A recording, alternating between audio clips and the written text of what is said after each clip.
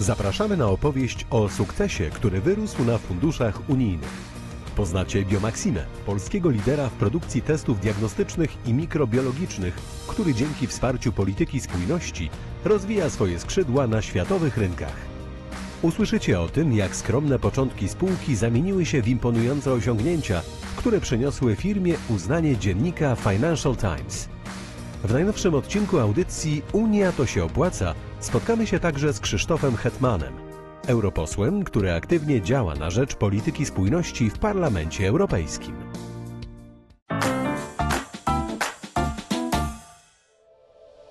Polityka spójności jest matką wielu regionalnych sukcesów. Fundusze unijne pochodzące z programów spójnościowych stoją za rozwojem niejednej polskiej firmy. Jednym z przykładów prężnie działającej spółki korzystającej z dotacji Europejskiego Funduszu Rozwoju Regionalnego jest Biomaxima, renomowany polski producent podłoży mikrobiologicznych, odczynników i sprzętu do diagnostyki in vitro. Biomaxima jest producentem odczytników i sprzętu do badań laboratoryjnych.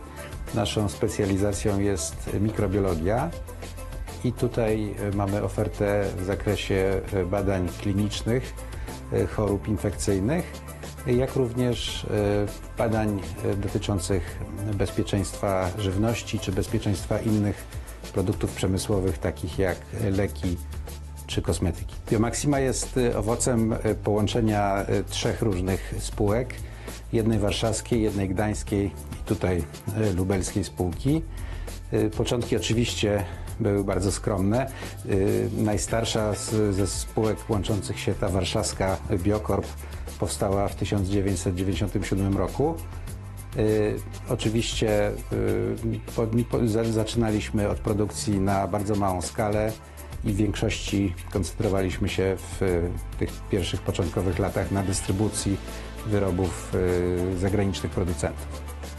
Obecnie Biomaxima zatrudnia 160 pracowników. Spółka zlokalizowana jest w Lublinie w specjalnej strefie ekonomicznej. Zbudowała swoją pozycję dzięki inwestycjom w rozwój technologiczny i zwiększenie mocy produkcyjnych. W 2022 roku zakończyła budowę nowego zakładu produkcyjnego. Dzięki temu w Lublinie powstała fabryka, która jest jednym z nielicznych zakładów w Europie produkujących testy gradientowe, a także szybkie testy kasetkowe. Firma swoje produkty dystrybuuje nie tylko w Polsce, ale także za granicą. Biomaxima posiada 70 dystrybutorów na 60 rynkach eksportowych na 3 kontynentach. Rozwój firmy był możliwy dzięki unijnemu zastrzykowi gotówki przeznaczonej na promowanie wzrostu i konkurencyjności.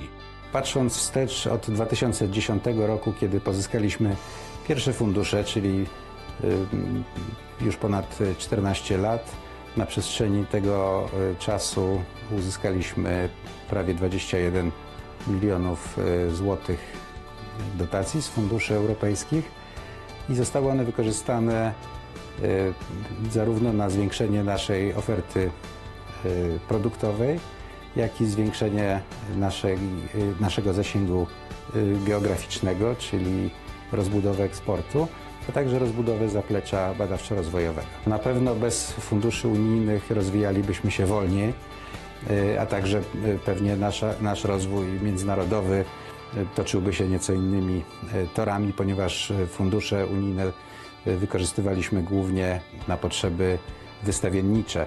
Także zapewne musielibyśmy w jakiś inny sposób rozwijać naszą sieć odbiorców eksportowych bez grantów unijnych. W 2023 roku Biomaxima została wyróżniona w rankingu 1000 najszybciej rozwijających się firm w Europie według dziennika Financial Times. Uznanie na skalę światową przyczyniło się do umocnienia pozycji na rynku międzynarodowym. To bardzo zaszczytne i prestiżowe wyróżnienie. Ono z punktu widzenia naszych klientów oczywiście zwiększa wiarygodność takiego dostawcy, jakim jest Biomaxima, natomiast z punktu widzenia inwestorów zwiększa naszą widoczność, co jest dla nas szczególnie ważne, ponieważ Biomaxima od 2010 roku jest notowana na rynku publicznym, czyli nasze akcje są notowane na giełdzie i tego rodzaju wyróżnienia zwracają uwagę inwestorów. Dzięki konsekwentnemu wsparciu ze środków unijnych oraz strategicznemu zarządzaniu Biomaxima nie tylko rozwija swoją działalność, ale także przyczynia się do wzrostu gospodarczego regionu i wzmacnia innowacyjny potencjał Polski na arenie międzynarodowej. To kolejny dowód na to, jak ważna jest polityka spójności dla budowania silnych, konkurencyjnych firm, które wyznaczają nowe standardy w swoich branżach. Program Fundusze Europejskie dla Polski Wschodniej to dodatkowe pieniądze poza wsparciem z programów regionalnych i innych krajowych na przyspieszenie rozwoju wschodnich województw. I o tym porozmawiam z europosłem Krzysztofem Hetmanem. Dzień dobry. Dzień dobry, witam serdecznie także Państwa. Panie ministrze, tak jak wspomniałem o tym przyspieszonym rozwoju wschodnich województw, pytanie, czy to się udało, czy za chwilę będziemy mogli mówić, że już nie ma tego podziału na tak zwaną Polskę A i B? Nie ma czegoś takiego jak Polska B. Zawsze to staram się tłumaczyć i staram się rugować to powiedzenie z naszego języka, szczególnie ze strony tych, którzy pochodzą z Polski Wschodniej. Dlaczego? Od razu panu wytłumaczę. Dlaczego nie wolno nam mówić o Polsce Wschodniej jako Polska B? Każde półroczne dziecko w Polsce wie, że jak coś jest B, to nie wolno tego dotykać. Jeśli w dorosłym życiu słyszymy, że coś jest B, to mamy zapisane to bardzo głęboko w swojej świadomości, że nie wolno tego dotykać. Nigdy nie możemy mówić o Polsce Wschodniej, że jest Polską B. Natomiast nie ma najmniejszych wątpliwości, że rzeczywiście jest słabiej rozwinięta. Ale pytanie w stosunku do kogo? Bo jak popatrzymy na pewne regiony, nawet w województwie mazowieckim poza dużą Warszawą, jeśli popatrzymy na pewne subregiony w województwie dolnośląskim czy w zachodniopomorskim, to może się okazać, że subregiony Polski Wschodniej są na wyższym poziomie. Na pewno z czego możemy być pewni, to ta spójność społeczna, gospodarcza i terytorialna, o którą chodzi w polityce spójności, niestety nie przynosi do końca takich rezultatów, jakie byśmy oczekiwali, co nie oznacza, że nie powinna być kontynuowana. Wręcz przeciwnie, uważam, że powinna być kontynuowana, ale w innym zakresie, bo na pewno pieniądze, chociażby ze specjalnego programu Polski Wschodniej, bardzo pomogły tym 5 województwom. Pochodzi Pan z województwa lubelskiego. Województwo otrzymało gigantyczne wsparcie w tej perspektywie finansowej na lata 2021-2027. Jak by wyglądało Pana zdaniem to województwo, gdyby nie te środki? Znaczy województwo otrzymało rzeczywiście spore środki. No i teraz jak by wyglądało? No oczywiście nie mielibyśmy tej infrastruktury, którą dzisiaj posiadamy w postaci dróg ekspresowych. No lotnisko regionalne było wybudowane przed 2021 rokiem. Nie byłoby takiej modernizacji chociażby uczelni wyższych i zasypania tej dziury cywilizacyjnej, jeśli chodzi o infrastrukturę taką lokalną w gminach i w powiatach.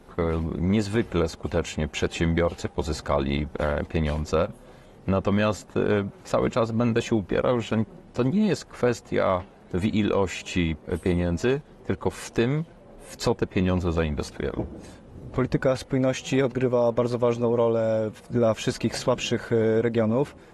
Panie ministrze, dlaczego tak ważne jest to, żeby te środki, większe środki, wpływały właśnie do takich województw, tak jak wspomnieliśmy, województwa lubelskiego, czy na przykład warmińsko-mazurskiego? No bo polityka spójności to jest największa polityka inwestycyjna Unii Europejskiej. Ona zakłada spójność społeczno-gospodarczą i terytorialną. Chodzi o to, żeby te słabiej rozwinięte regiony, nie tylko polskie, bo mamy takich regionów bardzo dużo w całej Unii Europejskiej, można podawać przykłady z Włoch, nawet z Niemiec. Chodzi o to, żeby uzyskały tą spójność, żeby te regiony rozwijały się, po pierwsze, żeby te słabsze regiony dołączyły do tych lepiej rozwiniętych, żeby wspólnie mogły dalej budować tą wartość dodaną. Tylko jest ten problem, o którym mówię. To się niestety nie udaje, dlatego że nie odzwierciedla to specyfiki poszczególnych regionów. Bo jeśli nawet region jest słabiej rozwinięty, któryś z regionów Polski Wschodniej, ale w myśl Komisji Europejskiej ma realizować takie same cele, jak województwo na przykład śląskie albo województwo łódzkie, no to niestety nic z tego nie będzie, tak? Stworzyliśmy na przykład kiedyś w Unii Europejskiej strategię lizbońską. Kto o tym pamięta? No, niestety to nie działa w ten sposób, że dajemy pieniądze, tym słabszym dajemy więcej pieniędzy, a później się dziwimy, że te nożyce nam się bardziej otwierają zamiast zamykać. Każdy ma swoją drogę. Każde państwo, każdy region musi zbudować swoją pamięć instytucjonalną. Trzeba przejść przez pewne etapy. Nie da się ich po prostu ominąć, bo to tak po prostu nie działa. I w sytuacji, w której wymaga się, dając pieniądze i mówią, no dobrze, to teraz, ale dalej, jeśli daje się pieniądze, niekoniecznie na te potrzeby, które wynikają ze specyfiki danego regionu, to niestety nie można oczekiwać, że te cele będą realizowane na poziomie całej Unii Europejskiej. I tu jest kłopot. A czym dla Pana jest zrównoważony rozwój? No to się już taki zrobił truizm i banał, jeśli chodzi o ten zrównoważony rozwój. No każdy, kogokolwiek, jak mnie Pan zapytał o zrównoważony rozwój, no to oczywiście mamy na myśli obszary wiejskie, miejskie, tak? Zrównoważony rozwój powinien być taki, że nie tylko duże miasta, ale też mniejsze ośrodki. Tylko wie Pan, ja pamiętam badanie Europejskiego Banku Inwestycyjnego chyba z 2018 roku, które bank przebadał stolice i największe aglomeracje miejskie. Tam był Mediolan, był Wiedeń, był Amsterdam, w stosunku do takich miast jak Wilno, ale także Ateny, i okazało się, że w 40% tych miast są ogromne luki, jeśli chodzi o infrastrukturę lokalną. Więc to pokazuje, że jeśli mówimy o zrównoważonym rozwoju, to nie możemy tylko i wyłącznie w taki prosty sposób klasyfikować tego duże ośrodki, mniejsze ośrodki, miasta, peryferia, tylko w ogóle złamać paradygmat myślenia i nie kierować tych pieniędzy. Jeśli to są miasta, to wszystkie miasta dostają na to samo, a obszary peryferyjne dostają na to pieniądze. Trzeba na to popatrzeć zupełnie inaczej, popatrzeć na to przez pryzmat oczekiwań i potrzeb. Dziękuję za rozmowę. Dziękuję bardzo.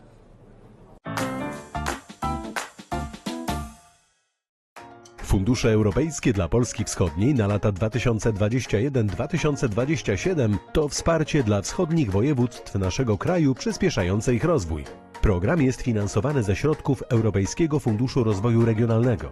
Będzie służył utrwaleniu warunków sprzyjających konkurencyjności gospodarki oraz wyższej jakości życia w 6 województwach Polski Wschodniej: warmińsko-mazurskim, podlaskim, lubelskim, świętokrzyskim, podkarpackim oraz mazowieckim, z wyłączeniem Warszawy i 9 otaczających ją powiatów. Z programu dofinansowywane będą projekty nastawione na biznes, adaptację miast do zmian klimatu, rozwój niskoemisyjnej mobilności miejskiej, ochronę bioróżnorodności, rozwój inteligentnych sieci dystrybucji energii, zwiększenie dostępności kolejowej i drogowej oraz rozwój zrównoważonej turystyki. Budżet programu Fundusze Europejskie dla Polski Wschodniej na lata 2021-2027 wyniesie około 12 miliardów złotych.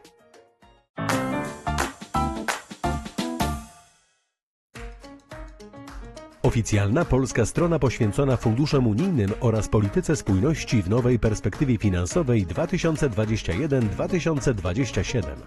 Znajdziesz tam informacje dotyczące tego, czym jest i czym zajmuje się Ministerstwo Funduszy i Polityki Regionalnej. To odpowiedni adres, gdy szukasz wiadomości na temat działalności i kompetencji ministerstwa, które odpowiada za wdrażanie funduszy europejskich w Polsce. Stąd dowiesz się także, jakie programy nadzoruje oraz w jaki sposób wspiera rozwój regionalny.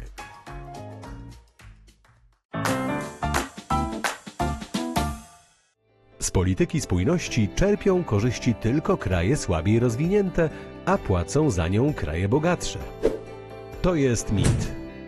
Mit, że z polityki spójności Unii Europejskiej czerpią korzyści tylko kraje słabiej rozwinięte, a płacą za nią kraje bogatsze, jest uproszczeniem i nie odzwierciedla pełnego obrazu.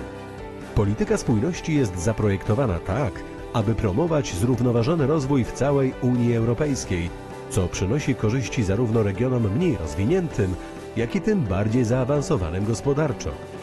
Inwestycje w mniej rozwinięte regiony przyczyniają się do podniesienia ich poziomu gospodarczego, co tworzy nowe możliwości handlowe i inwestycyjne dla firm z krajów bardziej rozwiniętych.